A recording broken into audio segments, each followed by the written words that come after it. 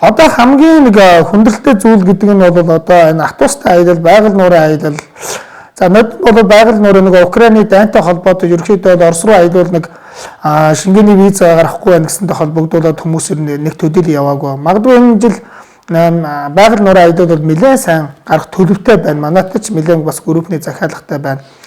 Хоёрдугаарт манжуурын аялал бас төдийлөн бас чанартай аялал биш болчиход байна. Ягаад гэвэл нөгөө манай монголчуудын нэг үндсэн юм хийхгүй байгаа тэр байхгүй. Ягаад гэвэл жолооч нь аяллыг хийгээл явж илээдэг, компанид бас аяллыг ингээд өөр хэмийг ингээд хариуцлагатай хийх л чухал байгаа байхгүй юу. Тэнгүүд одоо Toyota компани бол үнийн хямдруулаад хоолноос насаа алам ингээд балаа гэд маш их олон зүйлүүд байдаг. Энийг болчих юм боордог. Тэрийг мэдхгүй манай аялагч нар, захиалагч нар очиж хямдхыг бодож 10-20 мянган төгрөгийн хямдхыг бодоод захиалга өгчдөг. Очоод асуудал үүсдэг. Эргэж ирээд үс. Ер нь аялын компани нэмийн билээ гэдэг энэ том салбараар биднийг ингээд муучилдаг. Энэ бол бас болохгүй зүйл байхгүй.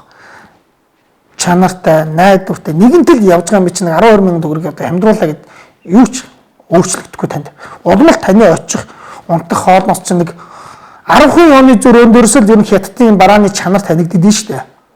За магадгүй байгууллагаараа явах гэж байгаа өдөр тохиолдол бол 20-30 мянган төгрөг зөрүү мэлээ гарна л да 40-50% явах гэж байна. Гэхдээ маш судлах ёстой.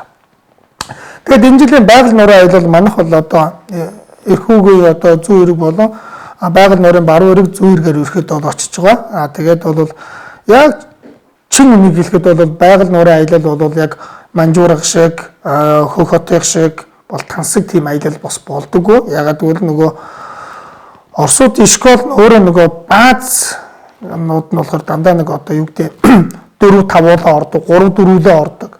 Магадгүй үнэтэй 2-оор ордог тоос дүүштэй хүн бол 7-8 мянган рублиас наашгүй шүү дээ нэг хүнээ. Нэг өдрийн 4-5 мянган рублиас наашгүй. Тэгээд яг л өнөөдрийн рублийн ханш, ёны ханш ямар их өсөд одоо ёны ханш 500-аар авчлаа. Рублийн ханш одоо 50 хүртлээ. Ингээд одоо Монгол тал нь ингээд төгрөг нь хямдраад байдаг мөртлөө цаашдад хэлийн чандад төлөх нь бид нар Монгол төгрөгөөр төлдөггүй. Гадаад валютаар бид нар төлдөг байхгүй.